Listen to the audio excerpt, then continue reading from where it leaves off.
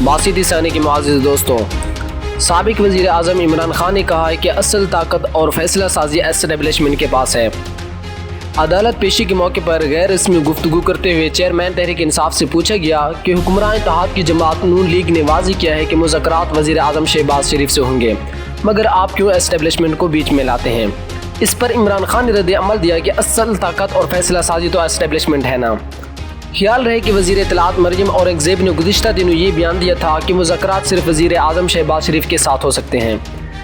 ایک صحافی نے عمران خان سے سوال کیا کہ آصف علی زرداری نے تو کہا تھا کہ اکانومی کے چارٹر پر مل کر بیٹھنا ہوگا، جس پر عمران خان نے کہا کہ ان حکمرانوں کے پاس کچھ اختیار نہیں، ان کے پاس بیٹھ کر کیا کروں؟ عمران خان سے پوچھا گیا کہ سیاستدانوں نے خود مل کر ہی تو جمہوری دستاویزات پر دستخط کیے، آپ کیوں نہیں بات کرنا پسند کرتے؟ انہوں نے جواب دیا کہ فیصلہ ساز تو وہ ہے نا، ان کے ساتھ بیٹھنے کا فائدہ نہیں۔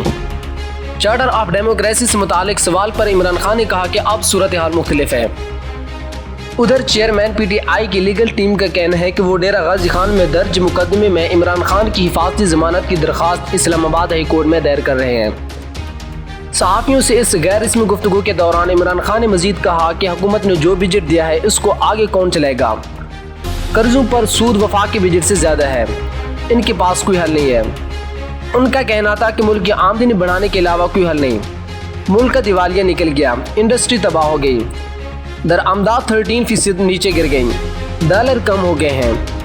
جو طاقتیں بیٹھی ہیں ان سے پوچھتا ہوں، ٹھیک ہے آپ نے مجھے بحر کر دیا، لیکن کیا یہ حل ہے؟ ملک کو کون اس دلدل سے نکالے گا؟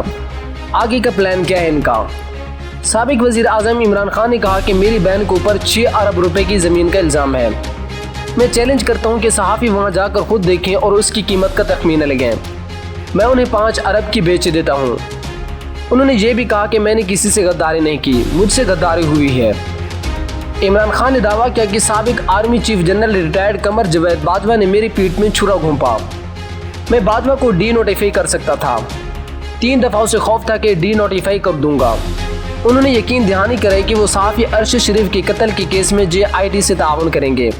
چیئرمین PTI نے صحافیوں سے کہا کہ کہا جاتا ہے کہ عمران خان آئے گا تو بدلہ لے گا، ہم نبی کریم صلی اللہ علیہ وآلہ وسلم کی امتی ہیں، انہوں نے سب کو معاف کیا، میں ذات کے لیے نہیں رول آف لا قائم کرنے کی کوشش کروں گا۔